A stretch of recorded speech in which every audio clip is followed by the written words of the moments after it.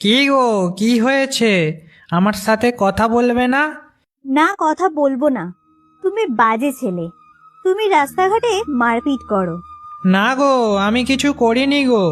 থাক, আমি নিজের চোখে দেখেছি, মিথ্যে বলো না।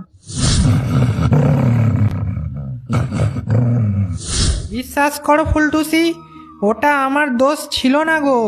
আমি বাজে ছেলেদের সাথে কথা বলি না। তুমি এখন যাও।